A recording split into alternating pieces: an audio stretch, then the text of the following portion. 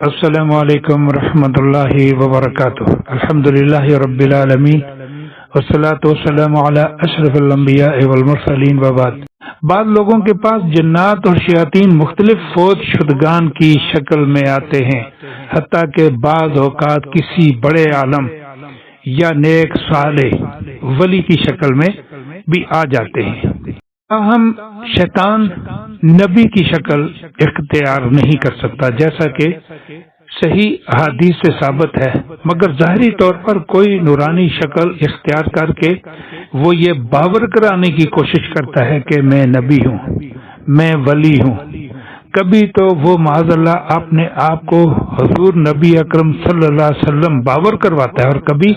حضرت خضر، حضرت الیاس یا کسی اور نبی کا حوالہ دیتا ہے، اور ایسا صرف خواب ہی کی دنیا میں نہیں ہوتا بلکہ حالت بیداری میں بھی وہ ایسا کرتا ہے، جس سے بہت سے لوگ مختلف شبہات کا شکار ہو جاتے ہیں۔ بعض یہ سمجھتے ہیں کہ یہ شیطانی شکلیں فی الواقع انہی نیک لوگوں کی ہیں جو دنیا میں آتی رہتی ہیں، اور صرف ان لوگوں سے ملاقات کرتی ہیں جو بہت نیک اور پہنچے ہوئے ہوتے ہیں، بڑی پڑھائیاں کی ہوتی ہیں، بڑے وظائف کیے ہوتے ہیں، اور بڑے بڑے اللہ کے نام اور جو مشہور ہیں اس وقت، یا قہار ہو یا جبار ہو، وہ کہتے ہیں یہ جلالی نام ہے، تو ان کے کثرت کے ساتھ ان کو جپنا، ان کو کرنا، ان کی تسبیح کرنا۔ یہ نیک لوگ وقتی طور پر فوت ہو کر اس دنیا سے ماورا برزخ میں چلے جاتے ہیں، اور پھر دوبارہ اسی دنیا میں پلٹ آتے ہیں، اور صرف پلٹ ہی نہیں آتے بلکہ اس دنیا کے باسیوں کی مشکلات کو دور کرنے میں بھی مدد کرتے ہیں۔ پھر اسی خیال کے پیش نظر جاہل عوام نہ صرف یہ کہ انہیں پکارنا اور ان سے مدد مانگنا شروع کر دیتے ہیں، بلکہ انہیں خوش کرنے کے لیے ان کے نام کی نظر و نیاز، قربانی اور عبادات وغیرہ بھی شروع کر دیتے ہیں، اور یہی چیز شرک ہے، جس کا ارتکاب کروانے کے لیے شیطان ایڑی چوٹی کا زور لگا رہا ہوتا ہے۔ البتہ یہاں یہ سوال بھی پیدا ہوتا ہے کہ بعض جنات نیک بھی ہوتے ہیں، تو کیا کوئی نیک جن کسی نیک شخص کی شکل میں ظاہر ہو سکتا ہے؟ اور اگر ہو سکتا ہے تو ہم کیسے اندازہ کریں گے کہ یہ نیک جن ہے یا سرکش شیطان؟ انہی سوالوں کا جواب اور شیطانی روحوں کی حقیقت واضح کرتے ہوئے شیخ ابن تیمیہ رحمہ اللہ ارشاد فرماتے ہیں، جن لوگوں کی طرف شیطان وحی کرتا ہے وہ لوگ حقیقت سے ہٹ کر دیکھتے ہیں، حالانکہ جو چیزیں یہ دیکھتے اور سنتے ہیں ان کا کوئی وجود نہیں ہوتا، بلکہ وہ صرف تخیلات ہی ہوتے ہیں۔ ان کی مثال سونے والے شخص کی طرح ہے جو نیند میں بعض اشیاء دیکھتا ہے،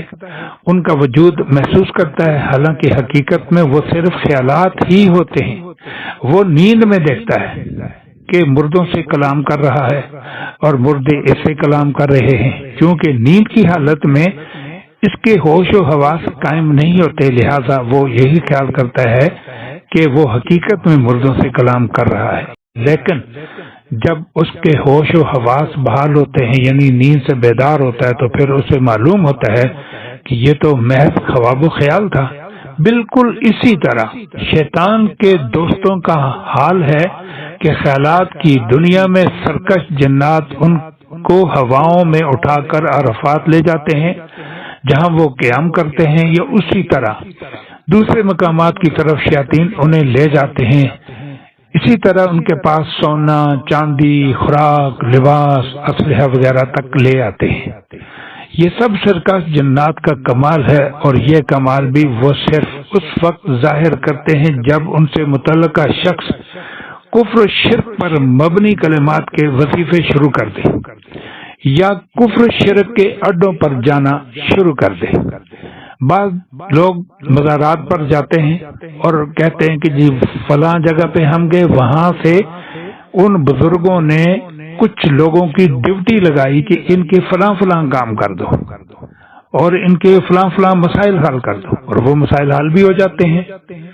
اور جتنا یہ اس ان پڑھائیوں میں لگے رہتے ہیں اتنا ان کے کام بھی ہوتے ہیں، اور وہ اپنے تہی بہت زیادہ خوشی اور فرحت محسوس کرتے ہیں کہ ہم کسی اور دنیا میں چلے گئے ہیں اور اس دنیا کا تصور دوسرے لوگ نہیں کر سکتے۔ بعض لوگ اس بات کو بخوبی جانتے ہیں کہ یہ جنات کا کام ہے، مگر اس کے باوجود وہ یہ دعویٰ کرتے ہیں کہ یہ ہماری کرامت ہے کہ جنات ہمارے تابع ہیں۔ اگر وہ جنات کسی شکل میں نہ ہوں تو یہ کہتے ہیں کہ یہ رجال غیب ہیں، اور اگر نام بتائیں تو کہتے ہیں کہ یہ حضرت خضر یا حضرت الیاس یا حضرت ابو بکر یا عمر یا شیخ عبد القادر جیلانی یا شیخ عدی یا شیخ رفاعی وغیرہ ہیں۔ ان کے گمان کے مطابق الہام کرنے والا مذکورہ بالا ہستیوں میں سے ہی کوئی خود ہوتا ہے، حالانکہ یہ تو جنات سرکش شیاطین ان کی شکل اختیار کر کے لوگوں کو گمراہ کرنے کے لیے آ جاتے ہیں۔ اس دور میں بھی اسی طرح کوئی اجمیر سے آ جاتا ہے، کوئی علی حجویری کے دربار سے آ جاتا ہے، کوئی کہاں سے آ جاتا ہے، کوئی کہاں سے آ جاتا ہے، اور وہ شخص باقاعدہ دیکھتا ہے، اس کو نظر آتا ہے، وہ خیالی دنیا میں مگن ہوتا ہے، اور اس کو یہ پکا یقین ہو جاتا ہے کہ اب اس کے کام ہونے شروع ہو گئے ہیں اور اس کے ساتھ کوئی انہونی ہو رہی ہے، اور اب وہ ایک بڑی انہونی دنیا میں چلا گیا ہے جس کا وہ خود بھی گمان نہیں کر سکتا تھا۔ اسی لیے ایسی بات کہنے والا غلط بیانی تو نہیں کرتا، لیکن اصل بات یہ ہے کہ اس کی مت ماری جاتی ہے اور اسے اس بات کا علم نہیں ہوتا کہ یہ وسواس ڈالنے والے حقیقت میں شیاطین ہیں جو مذکورہ افراد کی شکلوں میں آ جاتے ہیں۔ بعض لوگ ان شیطانی شکلوں کو دیکھ کر یہاں تک گمان کر لیتے ہیں کہ ہمارے پاس نبی اکرم صلی اللہ علیہ وسلم یا کوئی اور نیک ولی حالت بیداری میں تشریف لاتا ہے۔ جو شخص قلب سلیم رکھتا ہوگا تو اس کے پاس اگر شیطان خواب میں آئے یہ ظاہر کرے کہ میں نبی ہوں، وہ شخص بعض نشانیوں سے جان لے گا کہ یہ نبی کریم صلی اللہ علیہ وسلم ہے یا کوئی شیطان لعین ہے، اور وہ نشانیاں یہ ہیں۔ سب سے پہلی نشانی یہ ہے کہ وہ شیطان جو بیس بدل کر آیا ہے اللہ اور اس کے احکام کے منافی احکام سے کوئی حکم دے گا۔ دوسری نشانی یہ ہے کہ اسے اس بات کا علم ہوگا کہ نبی اپنی وفات کے بعد کسی صحابی کے پاس حالت بیداری میں نہیں آئے، اور نہ آپ نے آ کر کسی صحابی سے بات کی ہے، تو پھر میرے پاس کیسے آ سکتے ہیں۔ تیسری نشانی یہ ہے کہ اسے علم ہونا چاہیے کہ آپ کا جسم مبارک تو اپنی قبر سے باہر نہیں نکلا اور آپ کی روح تو جنت میں ہے، پھر بلا وہ دنیا میں کیسے آ سکتی ہے۔ یہ بیماری پورے معاشرے میں سرایت کر چکی ہے، جہاں جہاں پر ڈیرے ہیں، جن جن لوگوں کے پیچھے دنیا لگی ہوئی ہے کہ حضرت صاحب پہنچے ہوئے ہیں، حضرت صاحب کے پاس فلانے ولی آتے ہیں، فلاں لوگ آتے ہیں اور ان کو یہ حکم دیتے ہیں اور وہ ان کی مدد کو آتے ہیں، ان سے وہ جنات کو پکڑ لیتے ہیں۔ یہ سب شیطانی چکر ہے۔ اگر کوئی سمجھے تو اس کے لیے بہتر ہے کہ وہ راہ نجات کی طرف جائے۔ اگر کوئی نہ سمجھ سکے اور پھر وہ الٹے منہ چلے تو پھر اس کا اللہ ہی حافظ ہے، وہ اللہ کو جواب دے سکتا ہے، تو وہ اپنی اس خو میں، اس عادت میں مست رہے اور وہ لگا رہے اس کام پہ۔ یقیناً اللہ تعالیٰ کا یہ حکم ہے کہ جو جس طرف جائے گا میں اس کو جانے دوں گا، نولہ ما تولی ونصلہ جہنم وساءت مصیرا۔ جو جس طرف جائے گا، اللہ کے اور رسول صلی اللہ علیہ وسلم کے راستے کو چھوڑ کر جو جس طرف جائے گا میں اس کو جانے دوں گا، اور جب میرے پاس آئے گا تو میں کیا کروں گا، وَنُصْلِهِ جَهَنَّمَ وَسَاءَتْ مَصِيرًا، میں اس کو جہنم رسید کروں گا، اور وہ بہت بڑا ٹھکانہ ہے۔ تو یہ چیزیں ہمارے سامنے ہونی چاہیے کہ آج کے جو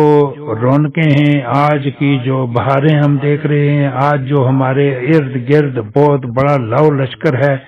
لوگ ہمارے ہاتھ چومتے ہیں، ہم پر پیسے وار کے ہمارے جیبوں میں ڈالتے ہیں، تو کل قیامت کے دن یہی آگ کا ایندھن بن جائیں گی ساری چیزیں، اور وہ شخص خود بھی۔ السلام علیکم ورحمۃ اللہ وبرکاتہ۔